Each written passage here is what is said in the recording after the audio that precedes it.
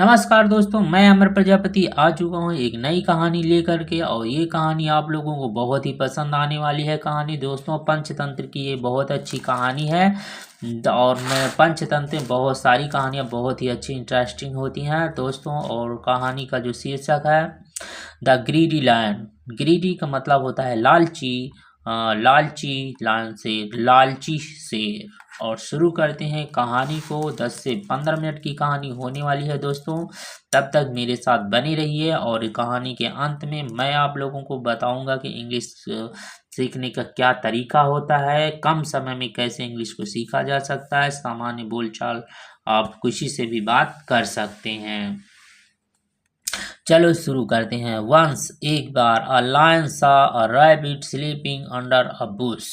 ला once एक बार a lion एक शेर। सी की सेकंड फॉर्म होती है सा। सी का मतलब देखना, सा मतलब देखा।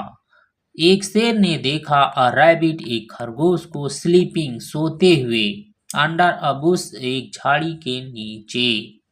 अंडर का मतलब होता है नीचे, बुश का मतलब झाड़ी। एक झाड़ी के नीचे खरगोश को सोते हुए एक शेर ने देखा। ही क्रेप्ट। देखो क्रीप का मतलब होता है रेंगना।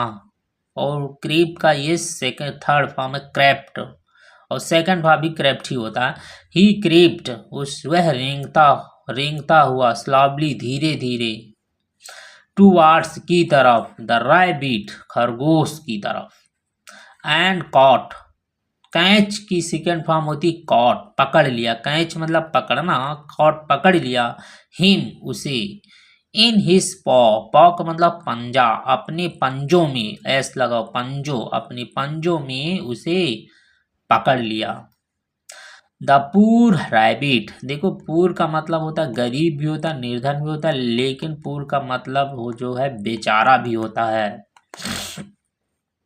द पूर रैबिट बेचारा खरगोश वाज था टेकन अबैक। अबैक का मतलब होता हैरान हो गया, अचंभित हो गया। खरगोश जो क्या था वह हैरान हो गया था। टेक मतलब लेना, टेकन उसकी थर्ड फॉर्म होती है। तो टेक मतलब लेना, टेकन टेकन ले चुका था। क्या ले चुका? हैरानी। वह जो है वह हैरान हो गया था। खरगोश पकड़े जाने से वह भयभीत हो गया था, हैरान हुआ। अबेक का मतलब होता हैरान। The lion was just. शेर था जस्ट अभी अभी था। अबाउट टू ईट हिम उसे खाने ही वाला था। अबाउट का मतलब के बारे में होता है या वाला भी होता है। खाने वाला, अबाउट टू ईट खाने वाला था। और टू का प्रयोग किया, अबाउट टू लग कर आता है तो जब उसका मतलब बदल जाता है, वाला हो जाए क्या, खाने वाला, खाने वाला ही था हिम उसे। When he saw a stage nearby। जब खाने ही वाला था तभी, जब, when मतलब कब या जब होता है। ही सा जब उसने देखा। स्टेज, स्टेज का मतलब होता है हिरन। 12 सिंह हिरन को स्टेज कहा जाता है। जब उसने एक हिरन को देखा, नियर मतलब पास में, बाई पास से, पास से इसने जो है एक हिरन को देख लिया। द स्टेज इज फार फार। फार का मतलब होता है दूर। बिगर मतलब बड़ा, यानी कि बहुत बड़ा हो जाएगा यहाँ पर। Then the rabbit. और उसने स्टेज जो था, हिरन जो था वो खरगोश से। दैन का प्रयोग किया जाता है जब किसी से तुलना किया जाता है। ये खरगोश से बहुत बड़ा था। फैर बिगर मतलब होता है, वैसे तो फैर दूर होता है लेकिन इसके साथ जब जुड़ जाता तो ज्यादा हो जाएगा, बड़ा और ज्यादा बड़ा। ज्यादा बड़ा है किससे? खरगोश से, वह ज्यादा बड़ा है। And I can have a wholesome meal if I kill it instead. और आई कैन है मेरे पास हो सकता है, ये सब मेरे पास हो सकता। आई कैन हैव अ होलसम सब कुछ, ये संपूर्ण होलसम, ये संपूर्ण मेरे पास हो सकता है मील भोजन, यदि यदि आई किल ईट, यदि मैं इसे मार दूं, इंस्टीट के बजाय, यदि मैं इसे खरगोश के बजाय इसे मार दूं तो ये सब मेरे पास से सारा भोजन खाने को हो जाएगा। थॉट द लायन, शेर सोचता है। शेर क्या है? सोचता है। इंस्टीट का मतलब होता है के बजाय, खरगोश के बजाय यदि मैं हिरन को मार देता हूं तो ये सारा भोजन मेरे पास हो जाएगा। हैव का मतलब पास। किसी के पास कोई चीज होती है तो उसको हैव का प्रयोग किया जाता है प्रेजेंट टेंस में। पास्ट टेंस होता है तो हैड का प्रयोग करते हैं। फ्यूचर टेंस में विल हैव का प्रयोग करते हैं। मेरे पास होगा, हो सकता, हो सकेगा, ऐसे हो जाएगा।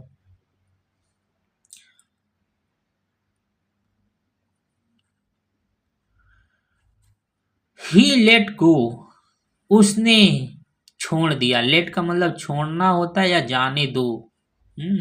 उसने, उसे जाने दो। ऑफ द रैबिट, खरगोश को, खरगोश को उसने छोड़ दिया, जाने दिया। एंड चेज्ड, और पीछा किया। द स्टेज, हिरन का, 12 सिंगे हिरन का उसने पीछा किया। चेज का मतलब होता है पीछा करना, और सेकंड फॉर्म हो गई इसकी चेज्ड, यानी कि उसने पीछा किया। The rabbit run for his life, खरगोश रन दौड़ा, फॉर हिज लाइफ अपने जीवन को बचाने के लिए वह दौड़ा। And hide in his burrow, hide मतलब छुप गया, और छिप गया। इन हिज बोरो, अपने बिल में, अपने बिल में छिपने के लिए और अपना जीवन बचाने के लिए वह दौड़ा।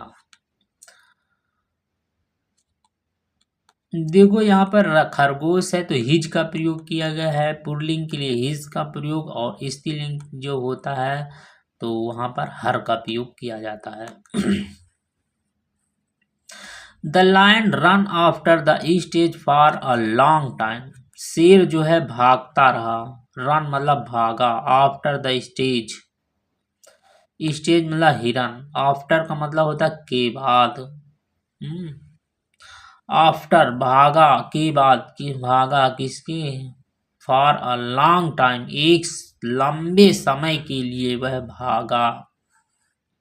बट किंतु he was too fast for him, किंतु वह वाज था, टू फास्ट फॉर हिम उसके लिए बहुत तेज था, किंतु उसके लिए बहुत तेज था, तेज भागना था।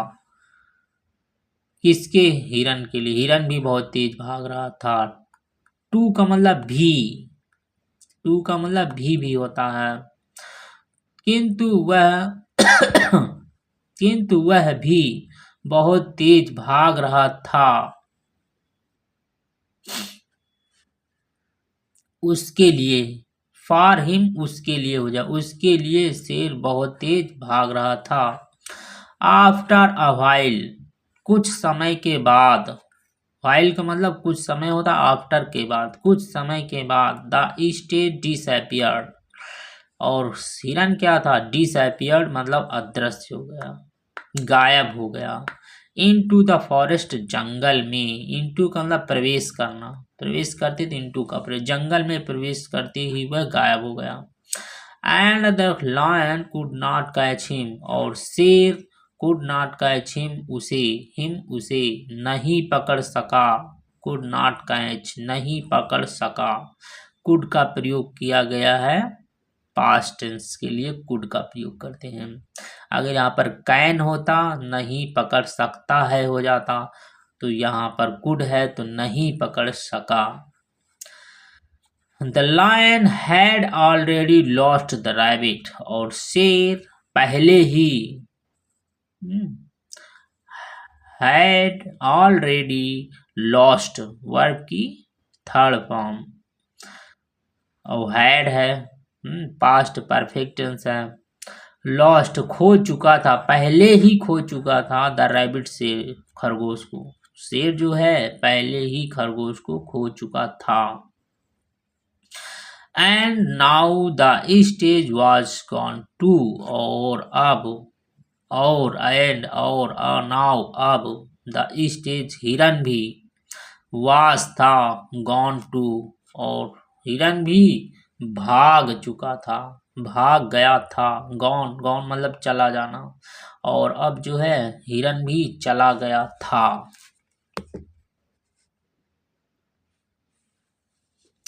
और जो है उसकी मूर्खता से देखो अब हिरन भी चला गया था।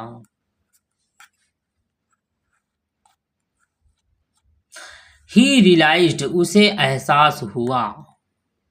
रियलाइज्ड का मतलब एहसास होना, उसे एहसास हुआ। हिज मिस्टेक, अपनी गलती का। एंड और सैड टू हिमसेल्फ, और खुद से कहा।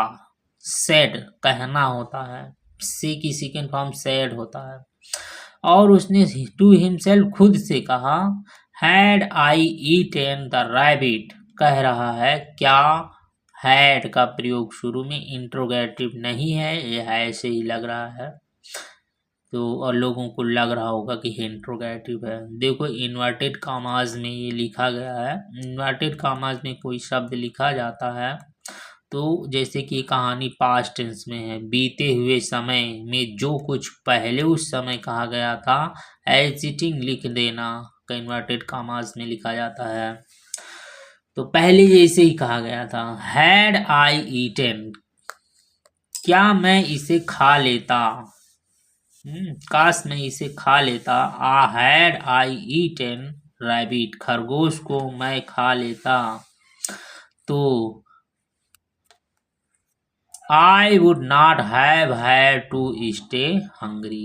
देखो यहाँ पर हैव और हैड का प्रयोग किया गया है। दोनों क्या है, हेल्पिंग वर्ब है, किसके है, परफेक्ट टेंस के। तो यहाँ पर जो है हैव हैड का मतलब होता है पढ़ा।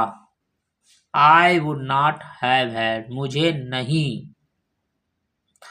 पड़ता, मुझे नहीं रहना पड़ता। टू स्टे हंग्री, भूखा। स्टे का मतलब रुकना होता है, हंग्री मतलब भूख, भूख को नहीं रोकने रहना पड़ता। यदि मैं इसको खा लेता, खरगोश को मैं खा लेता तो मुझे भूखा नहीं रहना पड़ता। ये इसका अर्थ है।